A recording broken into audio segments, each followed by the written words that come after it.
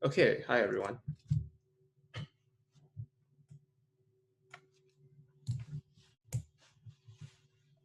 Hello, how are you? I am good. I hope you all had a good weekend.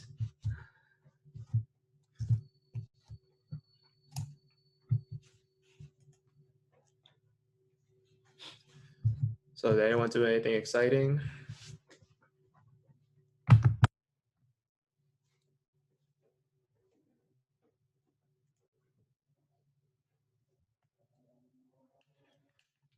Homework?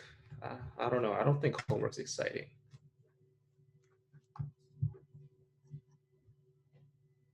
Nope. No? So we all have boring lives. Is that what you guys are saying?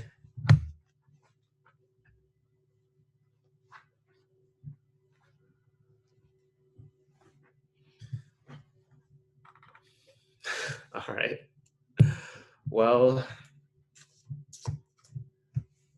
I wish there was something I could do about it. Have a midterm due tonight, 6 pages. Um, yeah, that sucks. 6 pages is quite a lot.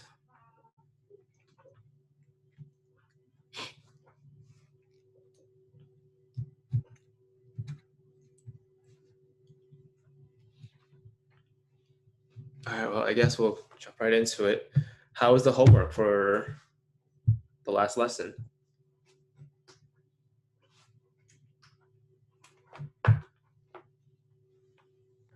It wasn't bad, but for question number 2, I'm not sure to what place they want us to round the question.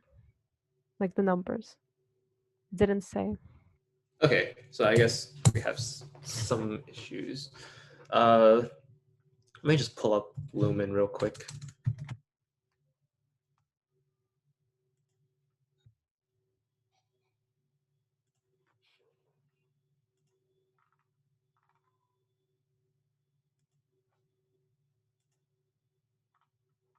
It's only 5 questions. Okay, so we'll just go in order. Number 1, someone said number 1 is giving them trouble.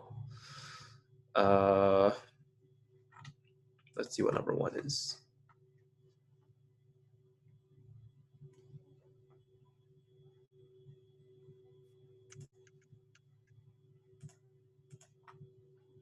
So here's number 1.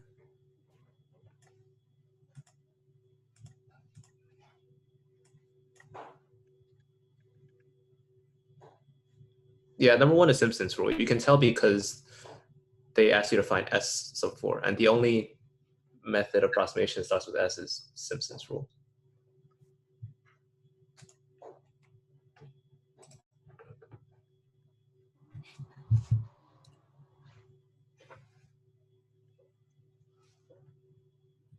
Was that the only issue, or is there something else about this question that was giving you trouble?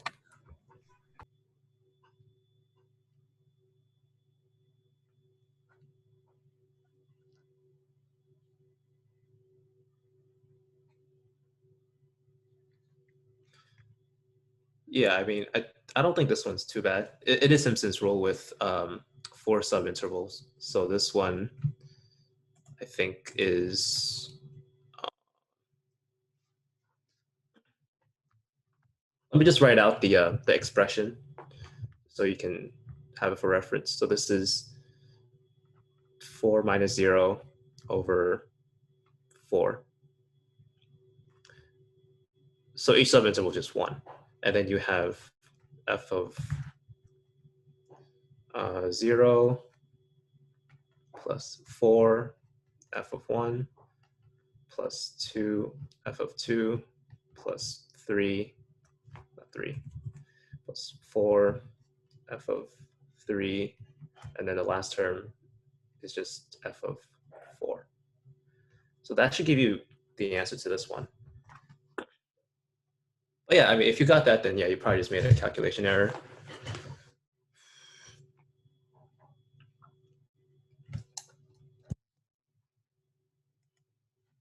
So number 2, what did you say about number 2 again? How to round? Yeah, I didn't know to what place I wanted it to round. Let me see if it's said.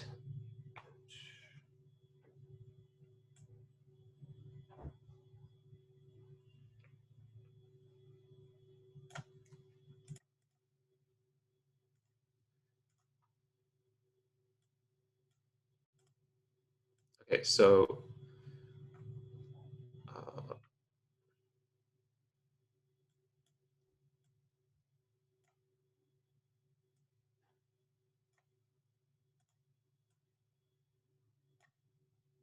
number 2, left, right, trapezoid, midpoint. Yeah, it doesn't really say. Well, I have the answers here, and these are, it looks like the answers rounded to 4 decimal places. Okay. I'll try that. This It is look, number 2, right? Like this is similar yeah. to what you Yeah, wrote. it's similar to mine. I just did it some to 3. I did it to 3, that's why I didn't show that it was correct. Wait, no, number 2 is just they're giving you the answers and they're asking you to figure out like which answer is which approximation method. So Oh, there's no calculations. oh, okay. I Yeah, get because if you look at the numbers they gave you, like these are numbers they gave you, and then you just place them into whichever rule is Oh, appropriate. okay, that makes sense. Okay. Yeah. Thank you. Okay. Okay. 1 second.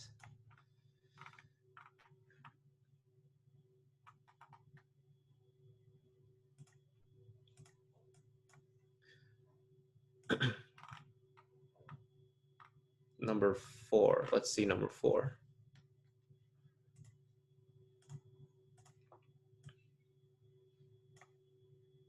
So here's number 4. Use Simpson's rule to approximate the given integral with specified value of n. Okay. What's the confusion here with number 4?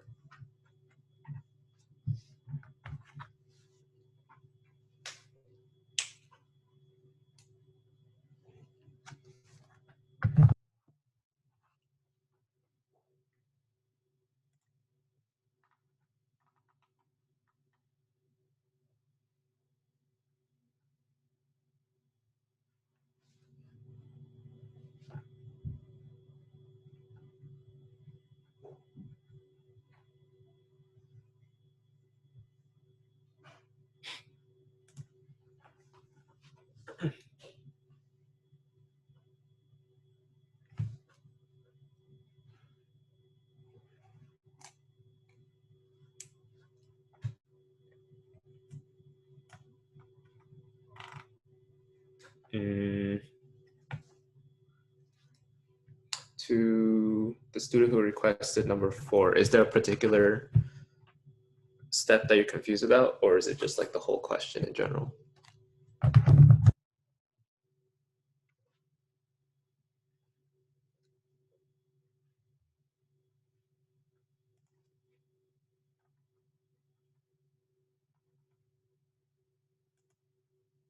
Whole question? Okay. So this one is Simpson's rule, which we have a formula for. And let me see if I can find the formula.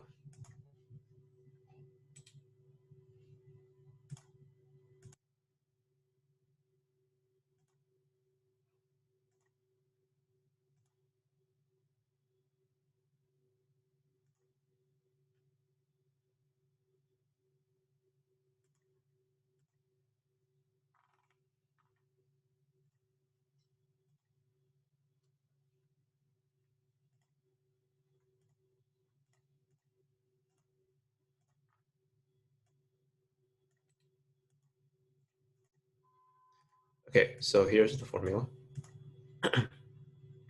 And then it says that you have to first calculate the delta of x over 3 part. So this part right here.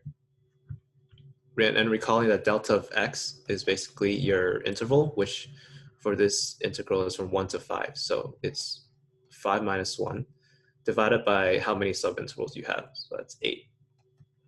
So that's 4 over 8, which is 1/2. So that when you use the formula, you're going to get delta of x, which is 1/2 divided by 3. And then what goes inside this, this bracket portion is basically your heights of your subintervals. So your first one has a coefficient of 1, then it goes to 4, then it goes to 2, then it alternates. So 4, 2, 4, 2, 4, 2. And then the second last one is 4 again. And then your last one is back to just the coefficient of 1. So because we're going from 1 to 5 and we have 8 subintervals, then the x values will go by 1/2. So it will start at your first x value, and then your next x value, so that's 1.5, and then your next x value, which is 2.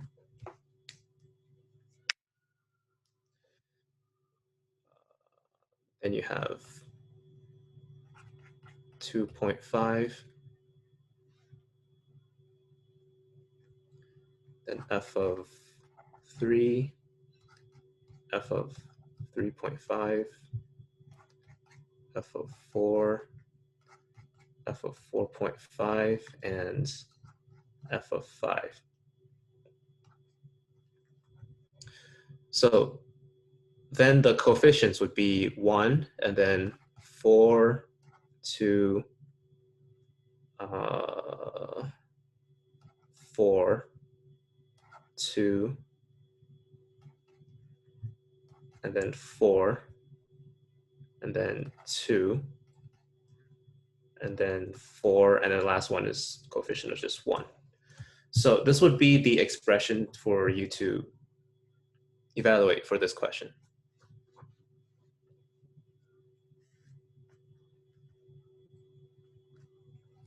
And then you just evaluate all these heights, and then you plug into calculator, and that should give you whatever it is.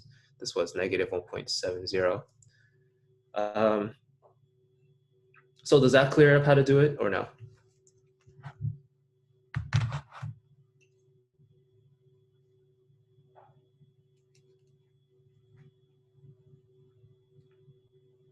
Yeah, the coefficient is what you were confused about. Yeah, so for Simpson's rule, the coefficients, the two at the ends are 1, and then in the middle it alternates between 4 and 2. But like the second coefficient and the second to last coefficient always has to be 4 as well. So it's 1, 4, 2, 4, 2, 4, 2, 4, 2, 4, and then back to 1.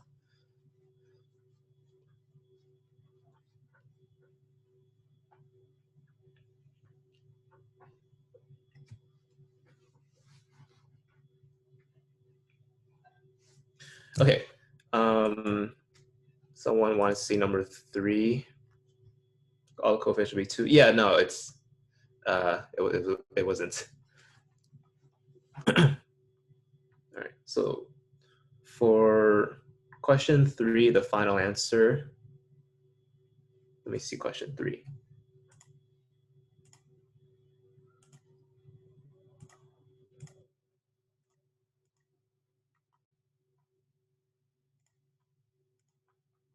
Oh, question 3 is one of those that tells you how to do it step by step. So here's question 3. And your issue is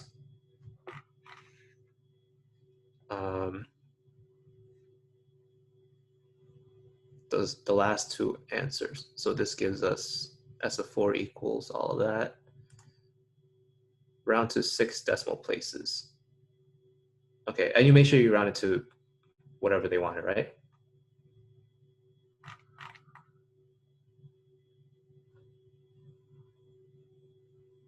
You're missing the 4 at the end. Oh, okay. Yeah, just be careful about that. Yeah, that's fine.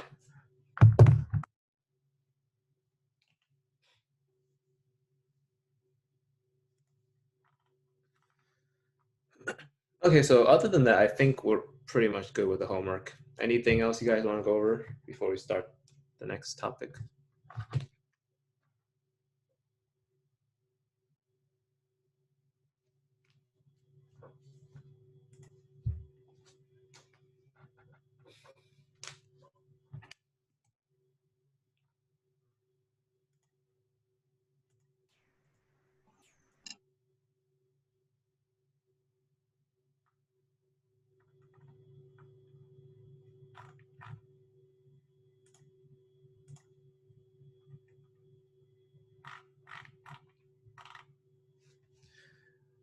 All right, then let's begin.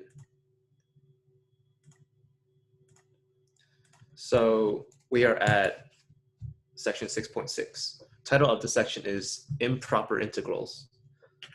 So let's begin with motivation. So let's consider this integral right here. This is integral from 1 to infinity of 1 over x squared dx. Now, at first glance, this seems like a regular integral. But there is one thing about this integral that's a little bit odd, which separates it from all the other integrals we've done previously. And what is that? Do you guys see it?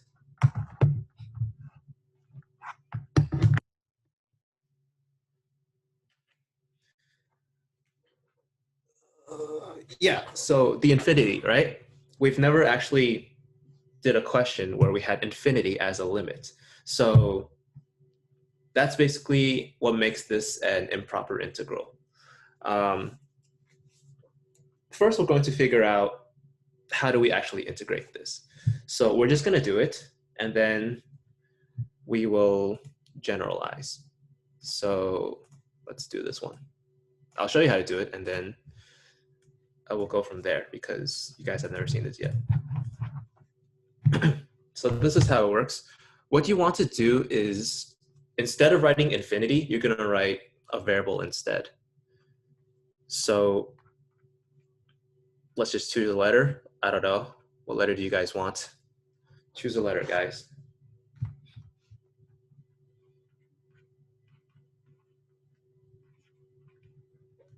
Z. All right. So first word says Z, so this is going to be Z. So instead of writing infinity, I'm going to choose a variable Z. And then I'm going to say limit as Z goes to infinity of this integral. So this is how you rewrite it. Now, once we rewrite it like this, you can just integrate this as you normally would. So let's focus on just this part right here. So 1 to Z, how do we integrate 1 over x squared? I'm sorry to interrupt, but I don't think your paint is showing. Yeah, Like, I forgot to switch yeah, the thing. Sorry. that's all right. Here you go. So now you can see what I'm writing. How do we integrate 1 over x squared?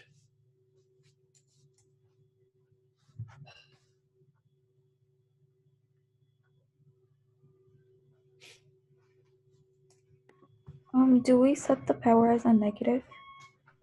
Yeah. So this is this.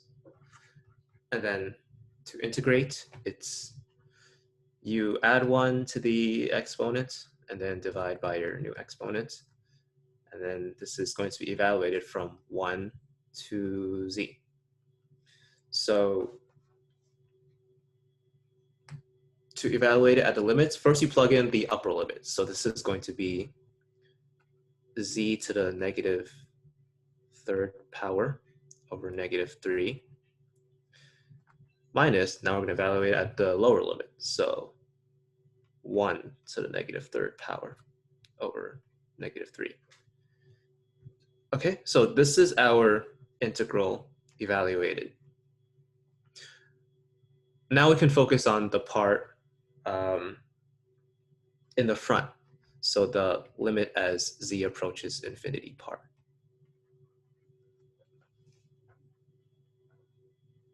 Devin, is there a confusion somewhere? Shouldn't we like add +1 instead of subtracting 1? So it's not -3 but -1 since it's an antiderivative? Yeah, sorry, did I do that wrong?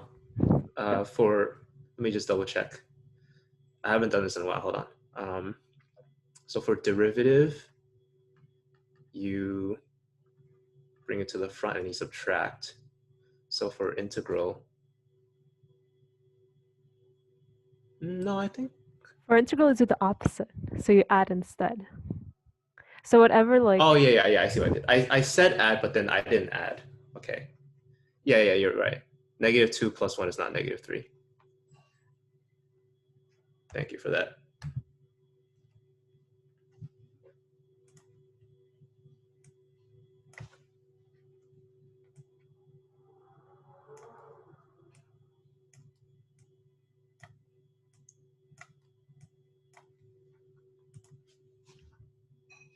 Devin, is that what you were confused about? My mistake?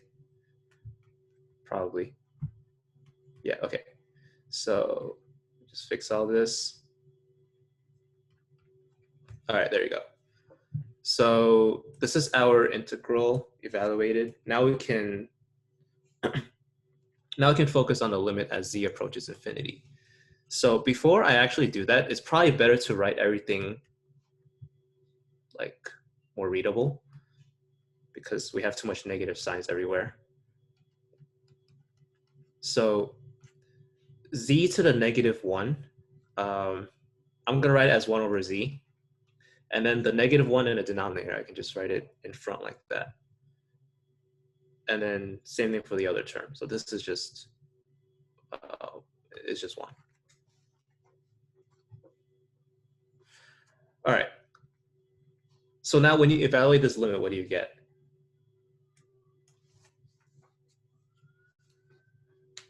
One? Yeah, you get 1. And can you just quickly explain why it's 1? Well, when z becomes infinity, it becomes a very large number. So 1 over a very large number is 0, and 1 minus 0 is 1. Yeah, good. So the answer is 1. So this is an example of how to solve an improper integral where you have a limit of infinity. So you just replace it with a letter, and then you write limit as the letter approaches infinity in the front, and you do the regular process. Okay, so that's that.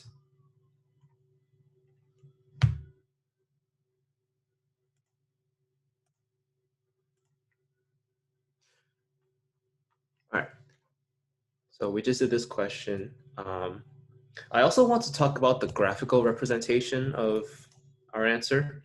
So our answer that we got was 1, right? And here is the graph of 1 over x squared.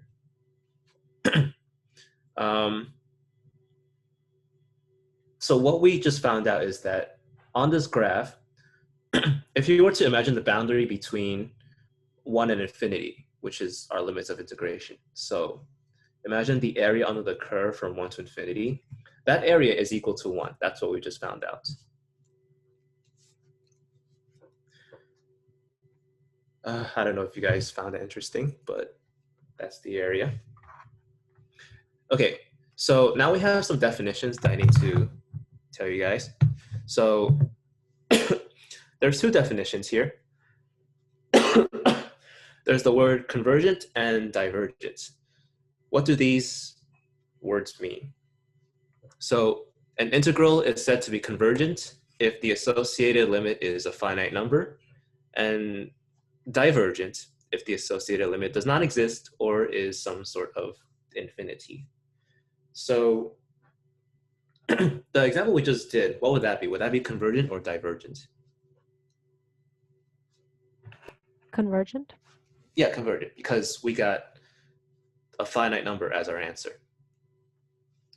And then if we were to get, a limit of infinity or negative infinity or does not exist, then we would say the answer is divergent. Anyone see the movie Divergent?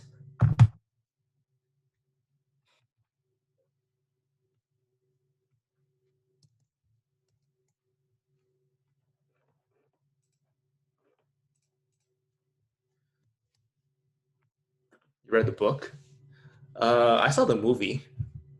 Yeah, I know it's based off of a book, but do you guys remember what that what the plot was for that movie? Or the book, whatever.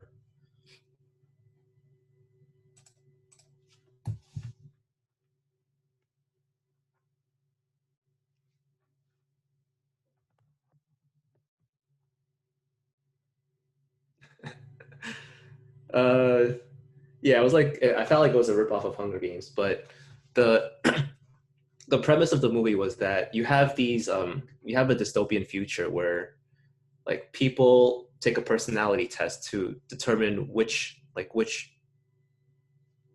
district, oh I don't know which district, like which district they should go to, and each district has has people with different personality traits.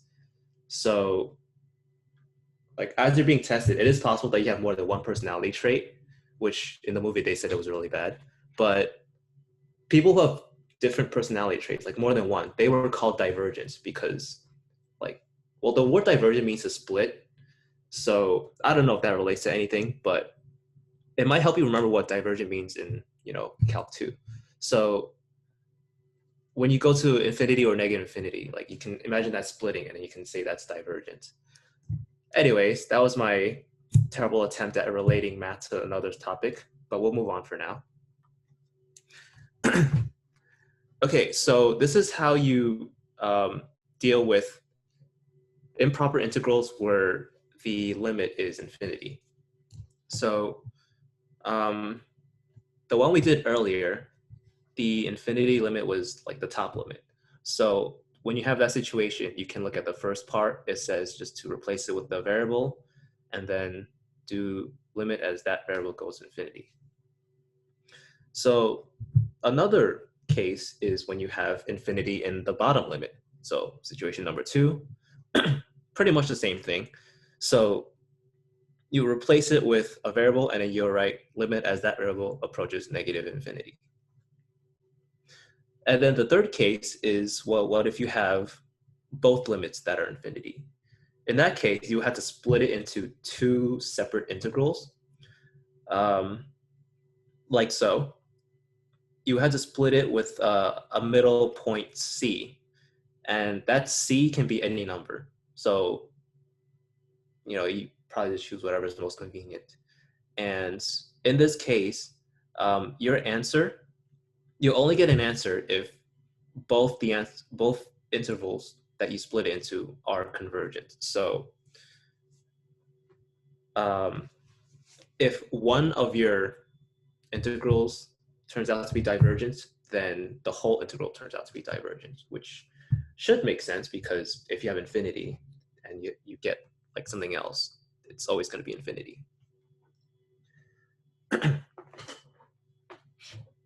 Like if you have infinity and you add a constant to it, it's still infinity. That's the point. So in order for you to get an answer for two integrals, both integrals need to have an answer.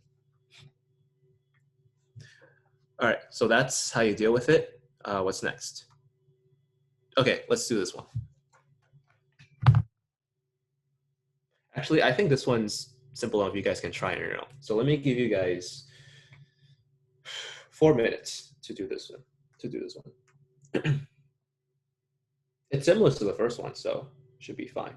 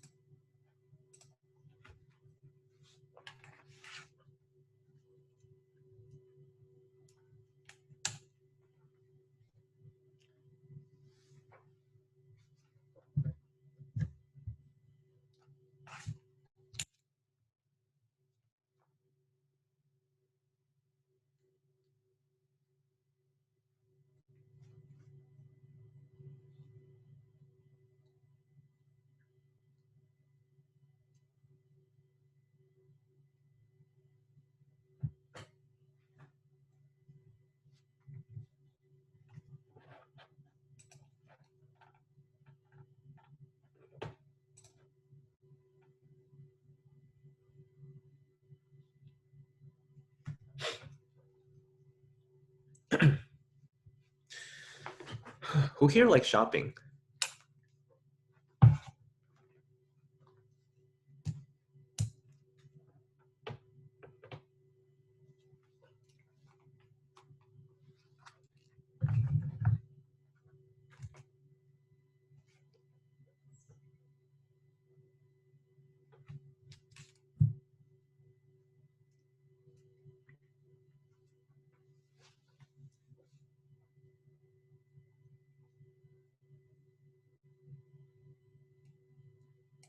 Yeah, shopping online or in person. Like, I found myself buying so much stuff lately, and it's really bad.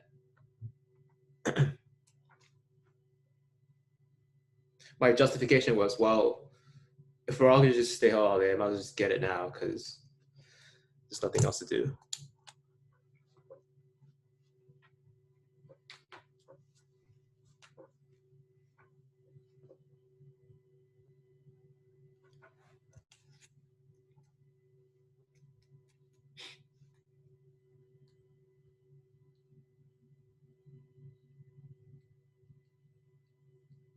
And then you find yourself buying like the most useless things.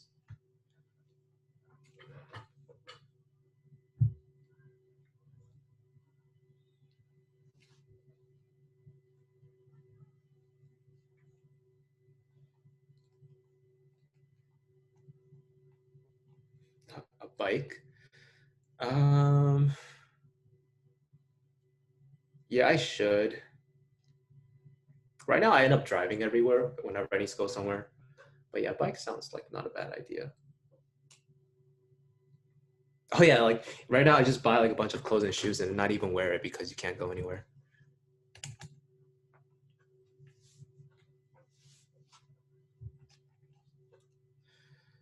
Okay, did you guys finish the question?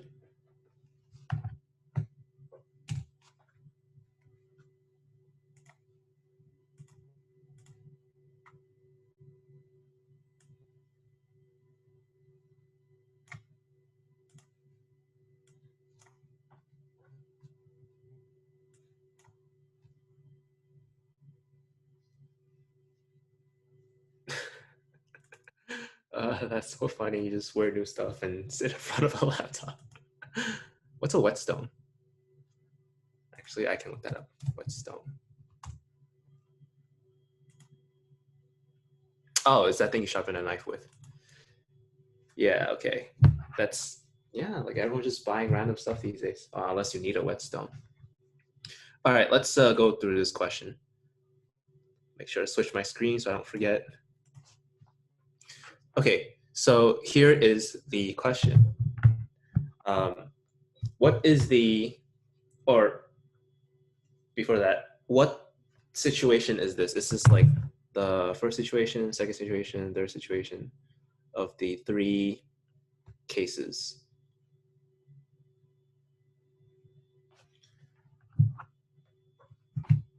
Yeah, it's the first situation because the limit of infinity is on top. So it's the same as the first question. So we're going to do variable here, limit as t approaches infinity, 1 over x dx. All right, and then what's the integral of 1 over x?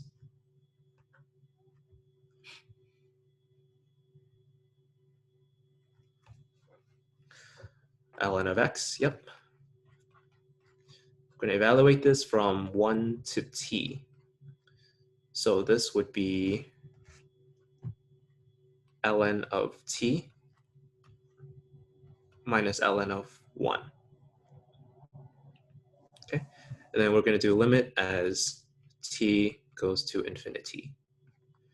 So what does this integral evaluate to be? Can you just plug in infinity for t?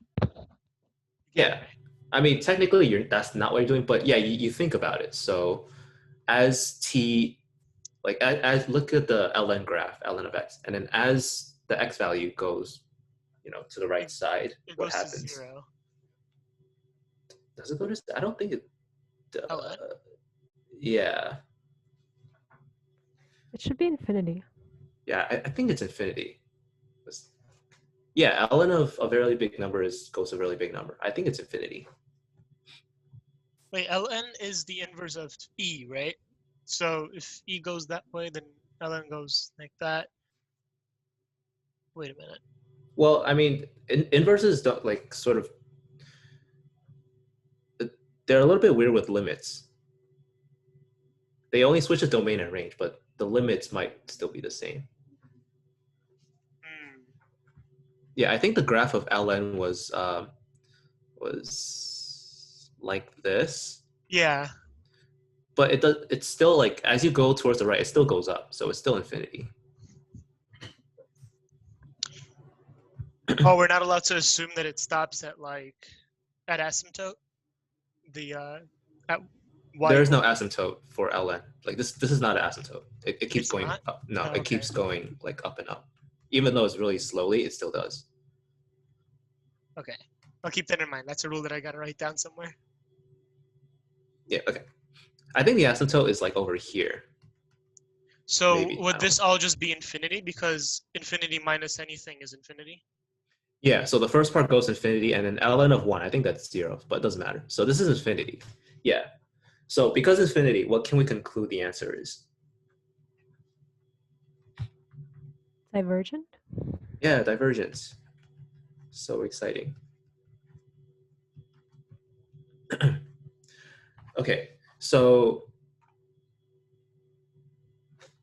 here I have the graph of 1 over x. This is 1 over x. And then our limits of integration was from 1 to infinity. So what we just found is, let me use a different color. The area from 1 all the way to infinity, which is this area here, I'm going to shade it in. That area turns out to be infinity. Do you guys find that surprising?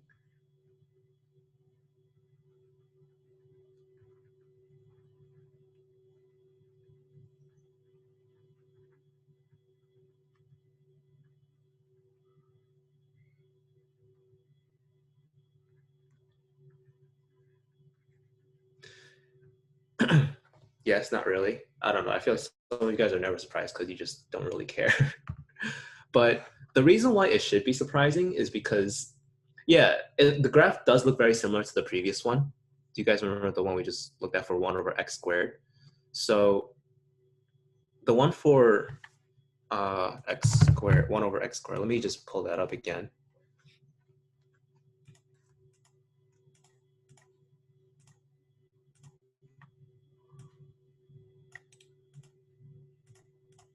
So this one right here.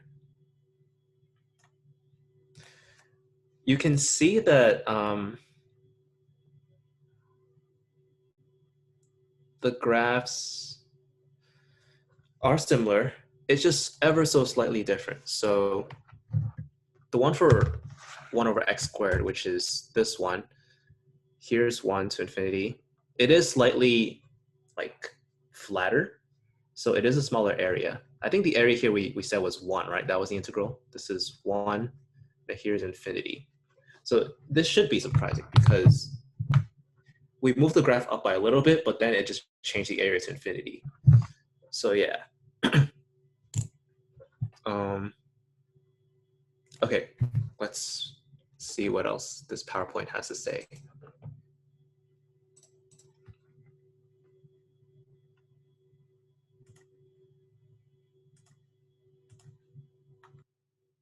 Convergent, divergence, solid integrals. That's the one we just did.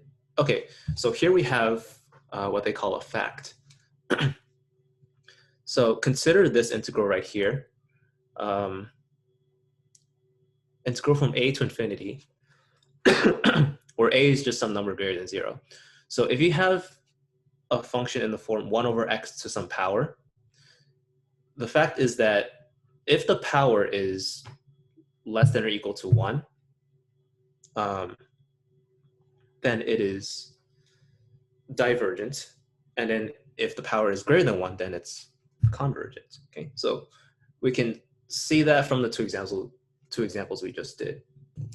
So as the power gets to be greater than 1, the graph sort of gets flatter and it makes the area smaller, so it's convergent. And then if the power is less than 1, then the graph gets moved up and then the area goes to infinity. All right, everyone okay so far?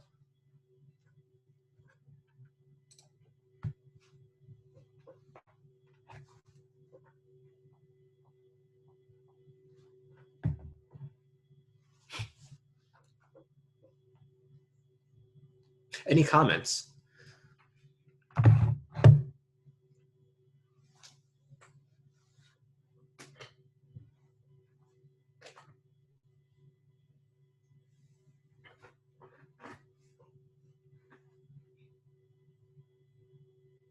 No comments? Okay.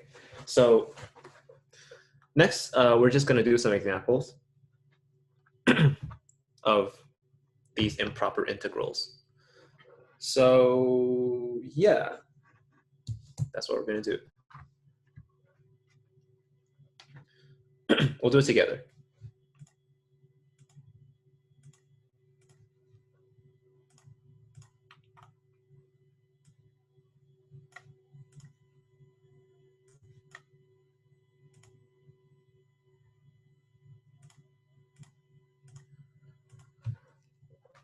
All right, the first one.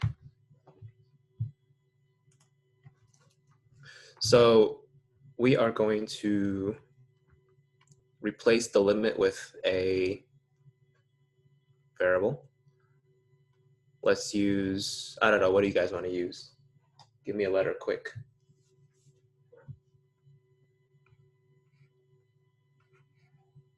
Three minus x dx. A, okay, a. So limit as a approaches negative infinity.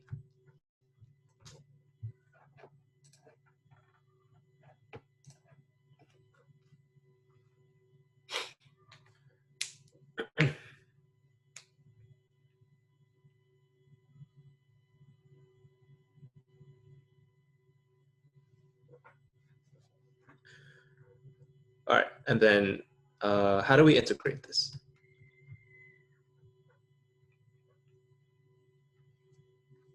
So this is basically 3 minus x to the negative 1/2 power, right?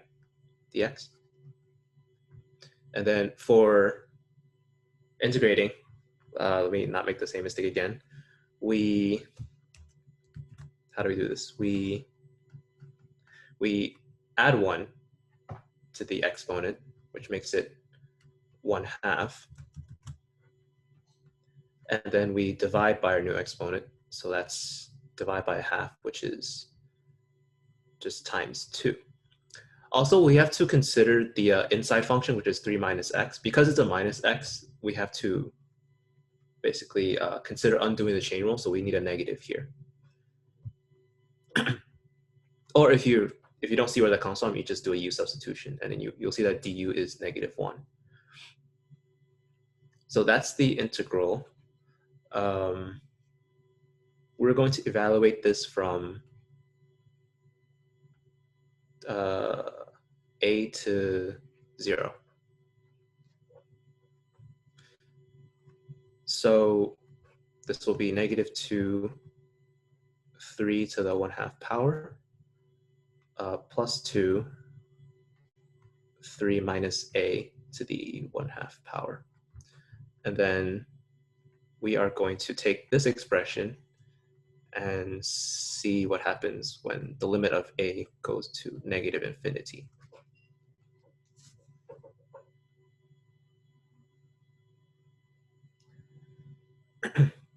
So what happens here?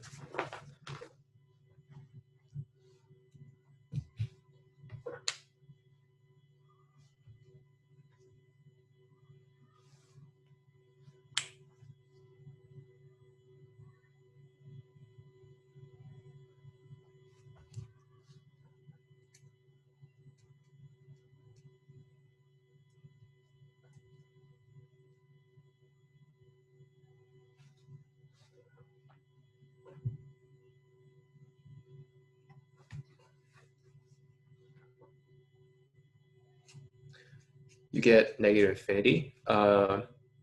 Maybe. Is that right? So here's a. We're going to imagine what happens if we plug in a really big negative number into a. What does the limit go to?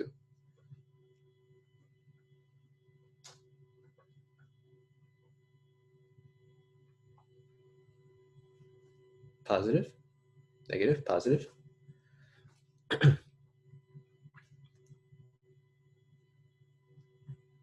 Does anyone else want to say what they think it is?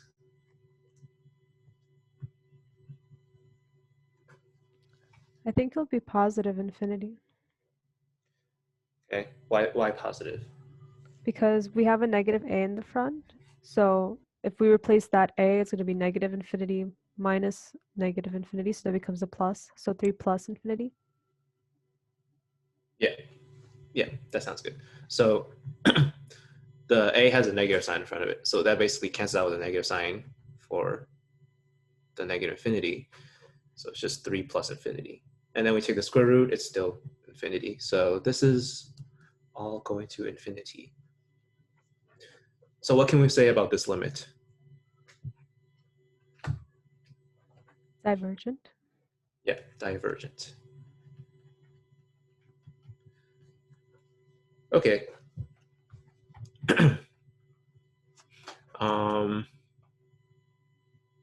Yeah, that should be fine. Let's do the next one.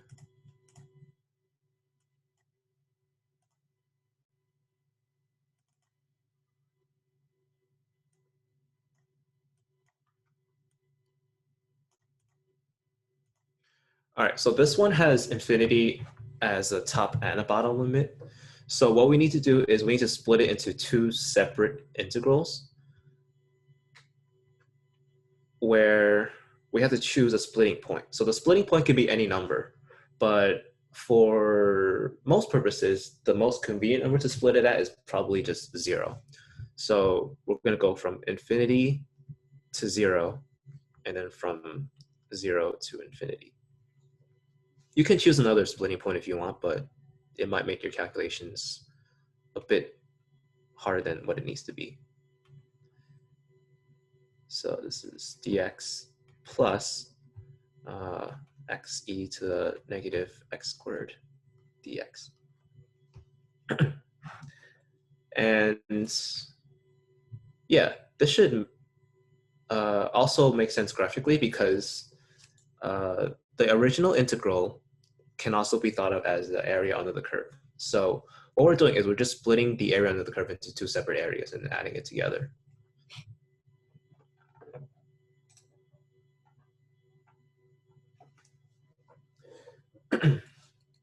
Okay. So we just have to evaluate each one separately. Both integrals are just another improper integral. So this will be 0. All right, I need another letter. What do you guys want to use? X e to the x squared dx plus. This is 0 to infinity. I need a letter B. Okay, let's do B. So put B here, and let's put B here. The first one is limit as B goes to negative infinity. The other one is limit as B goes to positive. So let's integrate these real quick.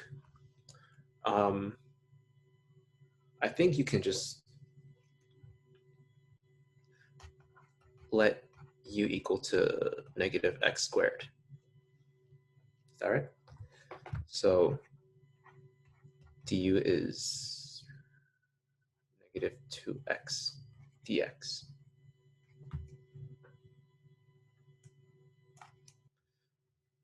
So our integral becomes e to the u, and then we have a x dx. So that's du, and then negative 1/2. So then this becomes negative 1/2 e to the negative x squared. Okay. Why are the bounds opposite from the infinity 0?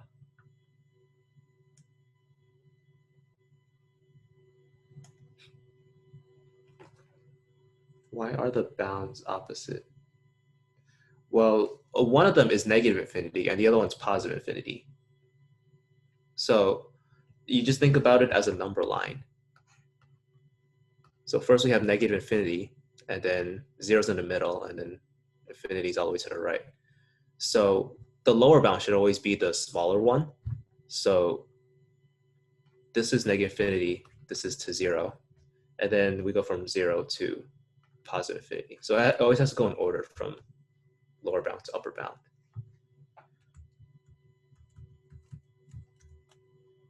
Did that answer your question or no? It's always going to be 0? No, it doesn't have to be 0. We choose any number to split it. So you could go from, you could choose like 3 or whatever. It doesn't really matter. But I chose 0 because it's probably going to help make the computations easier. Yeah. Okay. So we integrated already. So our first integral is limit as b goes to negative infinity of, this is going to be evaluated from b to 0. So this is negative 1/2 e to the 0 plus 1/2 e to the negative b squared. Okay, so right now we're doing the first integral that we split. So we're doing this one right now. What do you get when you plug in negative infinity here?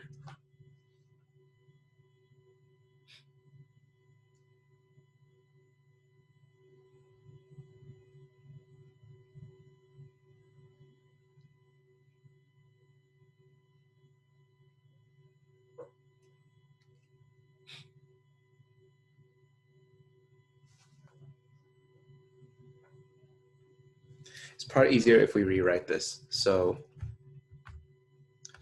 limit as b goes to negative infinity. This is just negative 1/2.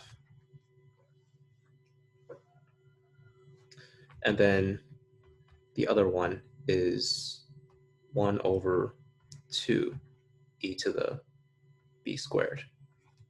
So when you plug in negative infinity for b, do you guys see what it goes to? What the whole limit goes to?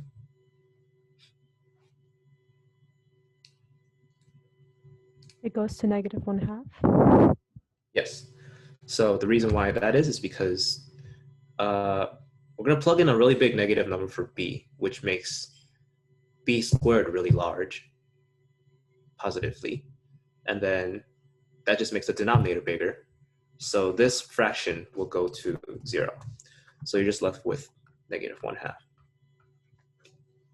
Okay, and then, yeah, so the first integral is negative 1/2. Now let's do the second integral. So we already integrated. We know it's negative 1/2 e to the negative x squared. But now we need to evaluate it from 0 to b, where, yeah, so this will be negative 1/2 e to the negative b squared plus 1/2 e to the 0. And this is limit as b goes to positive infinity this time. So what would this one be?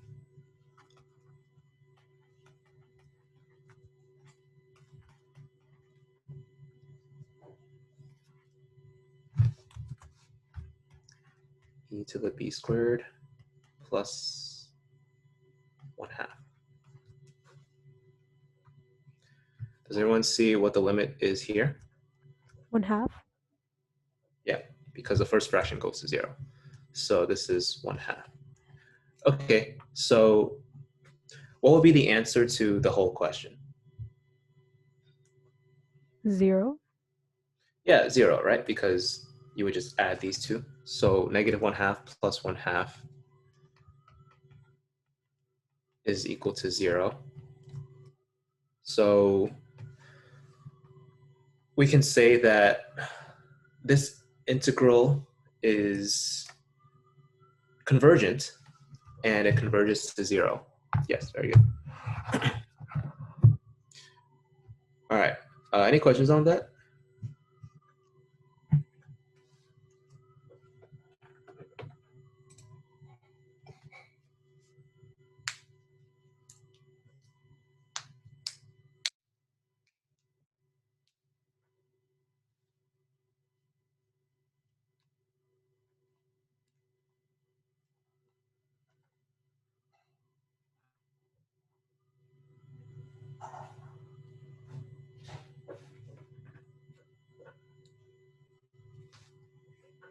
Oh, okay, let's move on.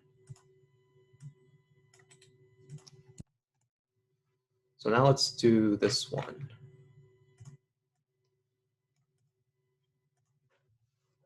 This one I don't think is as long as the last one. So let's see. We're going to replace the infinity limit with a variable. So can you guys give me a variable? Sine of x dx. K. K. Limit as k goes to infinity. So what's the integral of sine of x?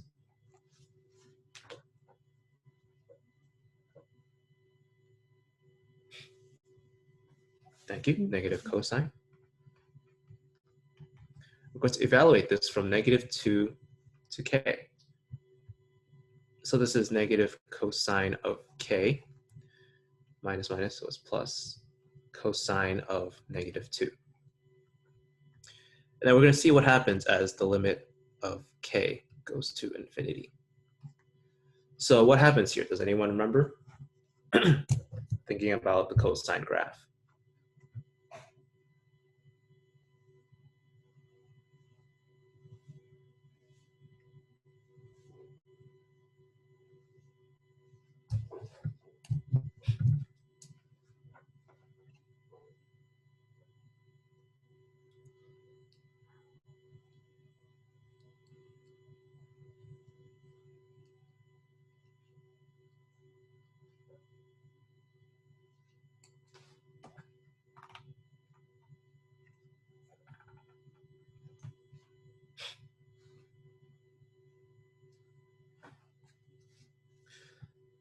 So what happens when you have limit as k goes to infinity of cosine of k?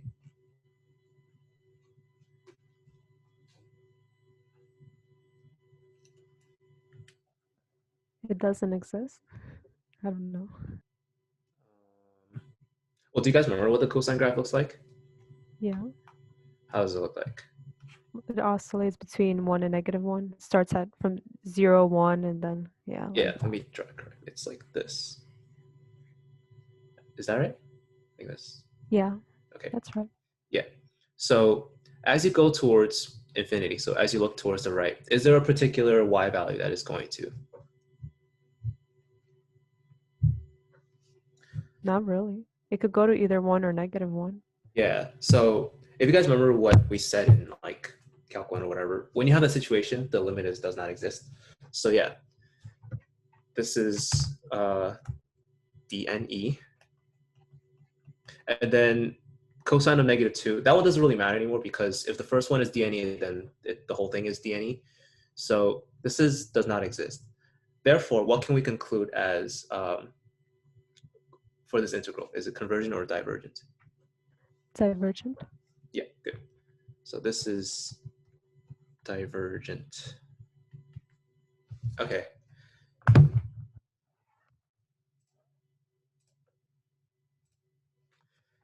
So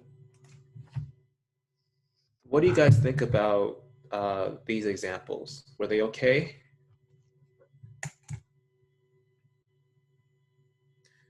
Yeah, it's basically just, using techniques of integration along with your knowledge of taking limits. So it should be fine.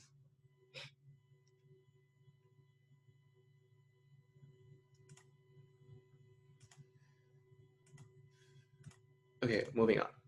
So unfortunately, there's actually two types of improper integrals. We just went over one of them. So we'd have to learn the other one now. So there's type 1 and type 2 improper integrals. The first one that we just went over, that's type 1. So type 1 improper integrals are ones that have infinity limits. The other improper integral called type 2 is have what you call a discontinuous integrand. So these are slightly harder to identify, but I have two examples here that will let you guys know how to tell whether you have one of these type 2 improper integrals. So let's take a look at the first one. The integrand is 1 over square root of 3 minus x. So if you consider that as like a function, that function is discontinuous at what x value?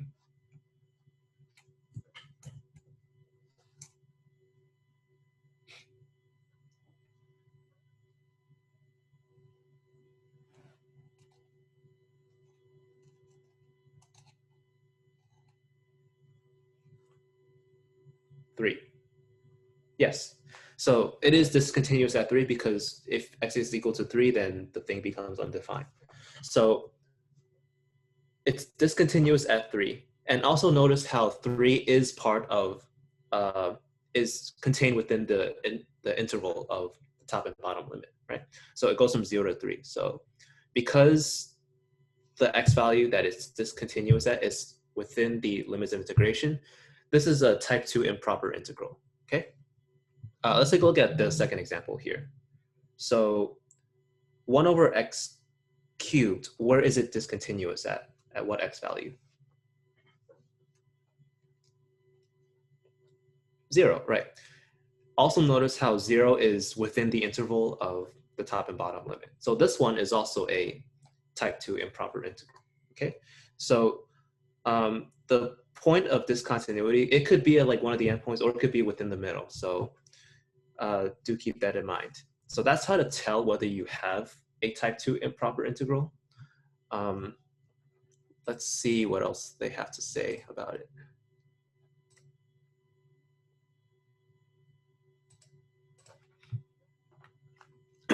Oh gosh, okay. So this is basically how to rewrite it so you can solve it. I'm just gonna run through this real quick. It's probably not gonna make sense, but we'll do some examples afterwards. So the first one states that if you have a type 2 improper integral, and the point of discontinuity is at the top, then you just replace the top limit with a variable, and then you just do as limit as that variable goes to whatever number it was originally. And then the second one says if the point of discontinuity is at the bottom, so the bottom limit, then you just replace the bottom limit with the variable, and then you take the limit. Third situation is if the discontinuity is is between the two limits, then you have to split the integral using the point of discontinuity. So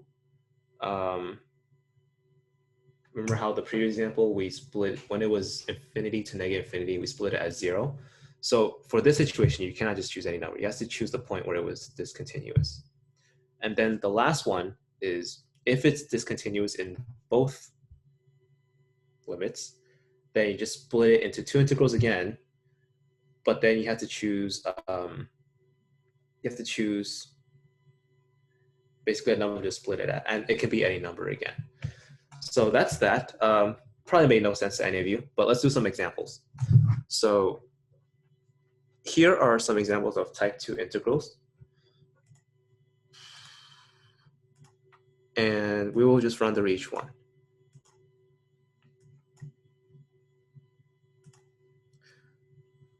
So first one, actually, the first two are just the other two we looked at.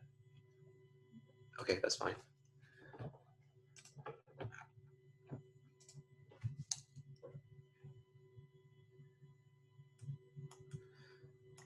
So how are we going to rewrite this one? Where was the point of discontinuity again? 3. Yeah, so because the discontinuity is at 3, we cannot leave the limit of 3 there. We have to replace it with a letter. So can someone give me another letter?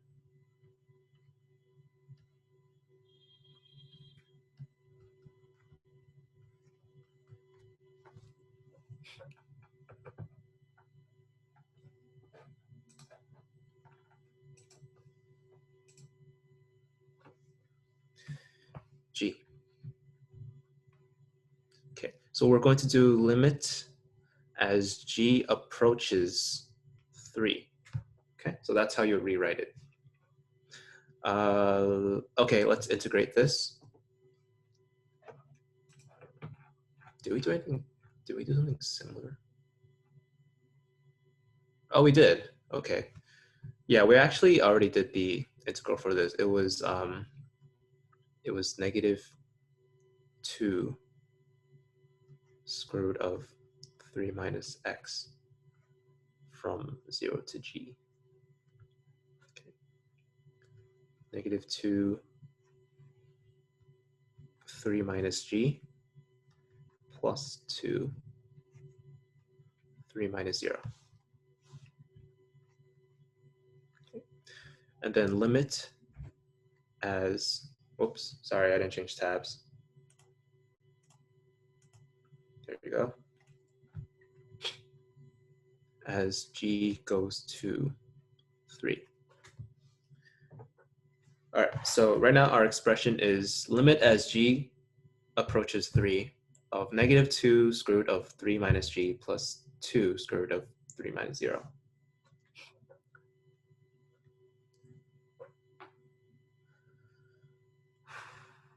Okay, so as g approaches 3, what does the limit become?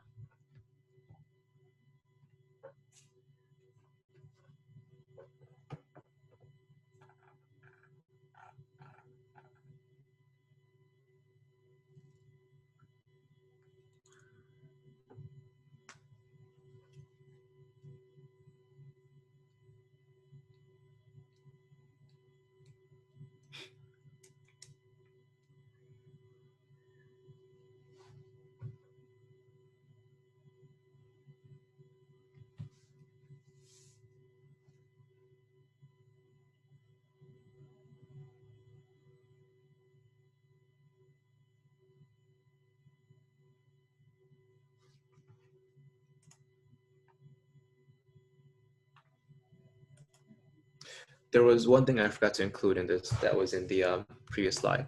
So we have to approach 3 from the left-hand side. So there should be a left-hand side notation there as g approaches 3 from the left. The reason why we have that is because if you go from 0 to 3, like on a number line, when we say approach 3, we have to approach it from this side because that's contained within our limits of integration. But that shouldn't really change our answer. So what does the limit approach?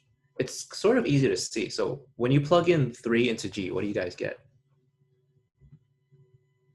0. Well, you get square root of 3 minus 3, which is 0, but the whole limit will evaluate to 2 radical 3. Yeah, 2 radical 3. So that's it. The answer to the first integral is 2 radical 3. So it's convergent, okay? It converges to 2 radical 3.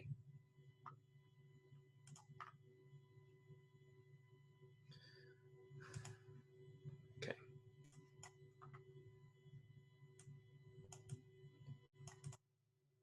Next example. So this one,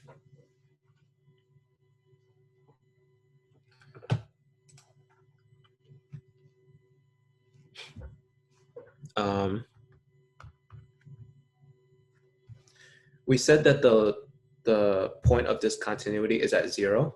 So that's where you have to split it, right? Because 0 is between the two limits, so you have to do 2 integrals. We're going to do -2 to 0, and then from 0 to 3. 1 over x to the third dx.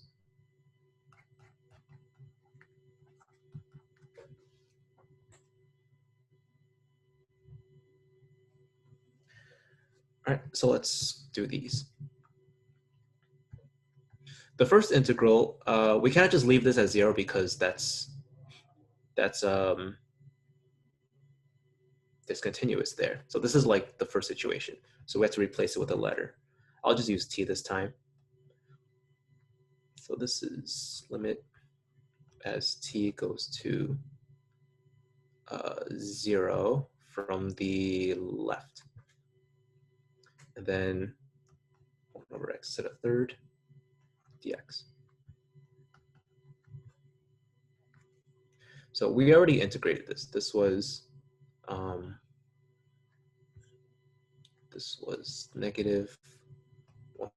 over 2x to the -2 power. So that's like that. From -2 to t. So this is -1 over 2 t squared plus 1 over 2 times -2, so that's 4. Okay, so this is the first integral, and then we're going to limit as t goes to 0 from the left.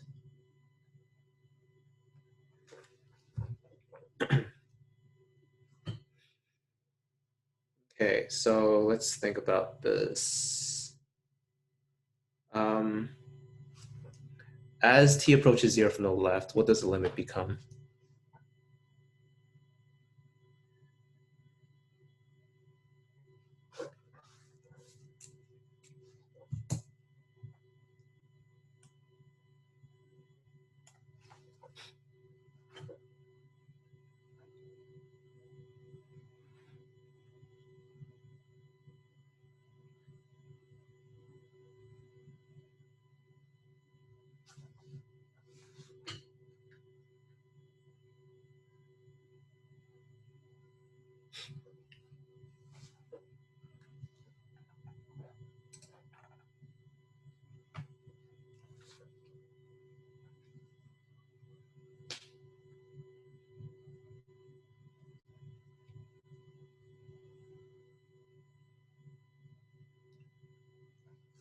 Infinity. Yeah, I think that's right. Why does it go to infinity?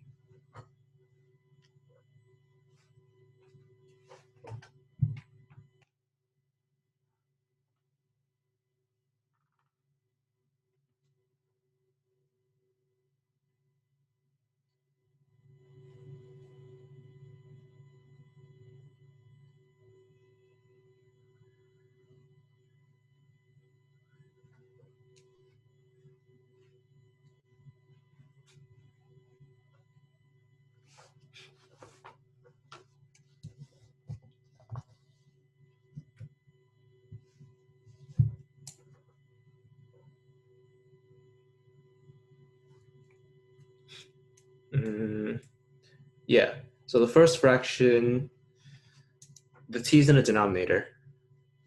So the denominator is getting smaller, which makes the fraction go to infinity. Actually, it'll be negative infinity because there's a negative sign here. So this would be negative infinity. And then the 1/8 doesn't really change the fact that it's infinity. Okay, so the first integral goes to infinity. So this part is negative infinity. Do you guys see how we can just stop here? Like we don't actually need to continue. And then this part, this integral we didn't even do yet, but who can explain why we don't need to do the second part?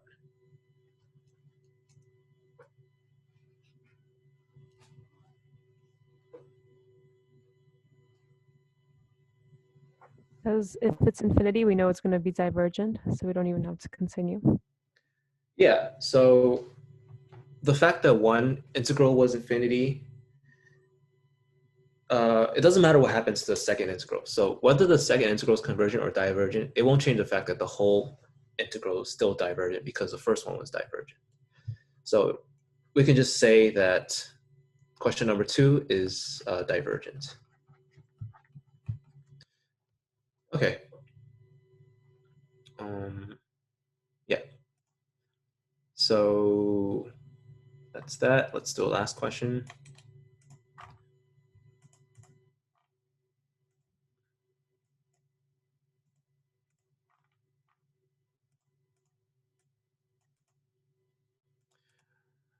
All right, so this one is actually a little bit odd. Do you guys see what's odd about this one?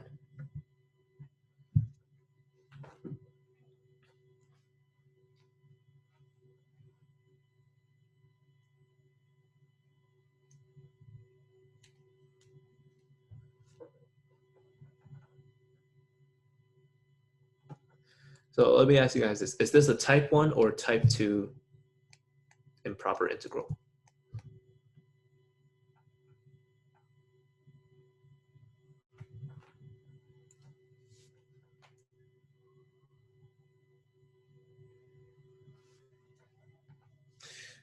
Both? How can it be both? Why is it both?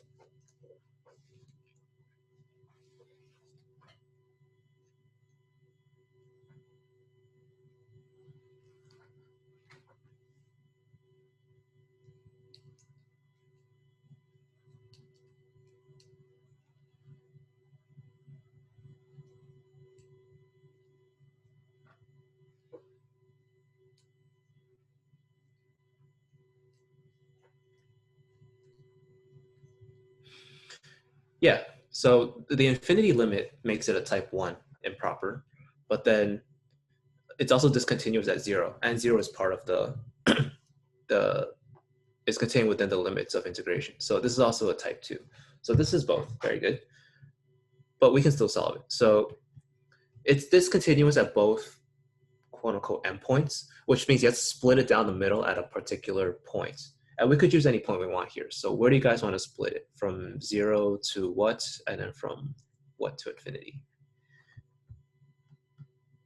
1? Okay, that sounds good. Split at 1.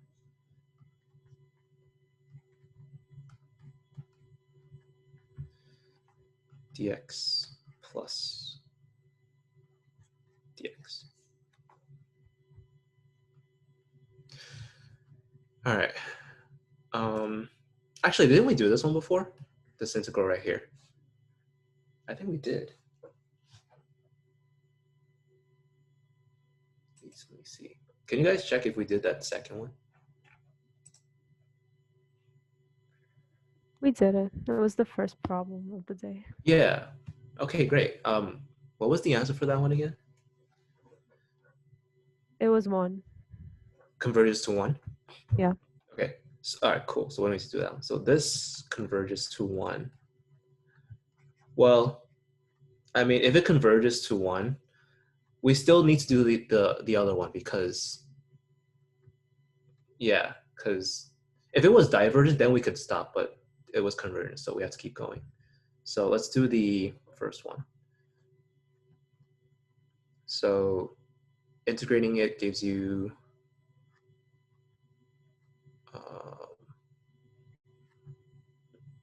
x and -2, so it's -1 over, so it's that, value from 0 to, actually wait, 0 is the point of discontinuity, so we have to leave a letter here. So t to 1.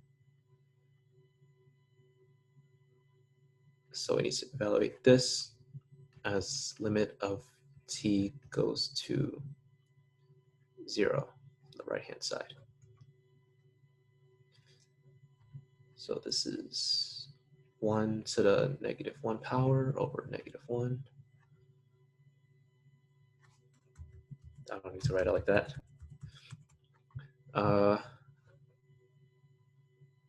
It's just 1. And then plus 1 over t. So limit as t goes to 0 from the positive side. What does this limit give you guys?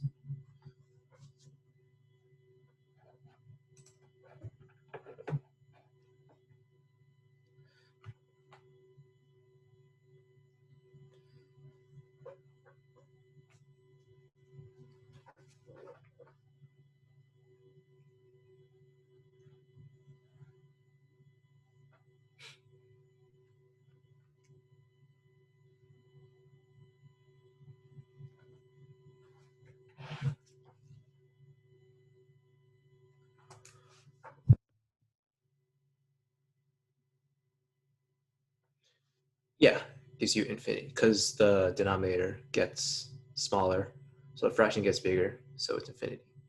So this is infinity. So our first integral is divergent because it's infinity. Our second integral was converted to 1. So when you add it together, what's your final answer? Divergent? Yeah, good. So this would be divergent. Okay. Any questions?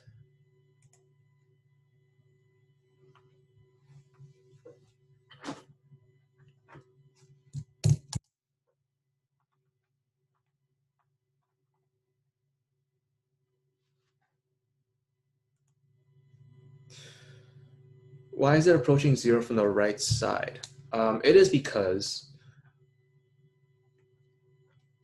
you always want to be contained within the limits of integration. So our limits of integration was from 0 to 1. 0 to 1. So if we're going to say approaching 0, you have to approach it from a particular direction that's within your limits of integration. So we cannot approach it from this side because that's outside the interval. So let's approach from this side, which is the right-hand side. Yeah. I mean, I don't think, it didn't matter for this question because when you plug in 0, you get infinity either way. But I think there are some specific cases where like you'll get a different answer if you approach it from a different side. But those situations are pretty rare.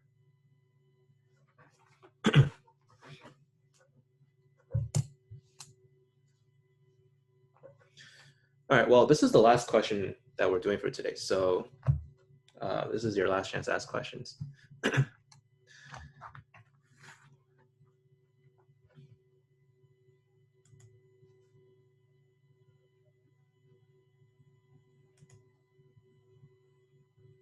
All right, well, we have completed about half of this section. So we're gonna save the other half for next time.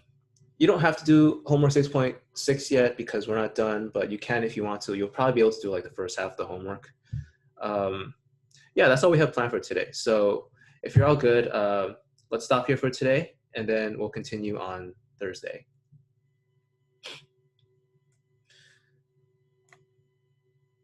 Okay, bye guys.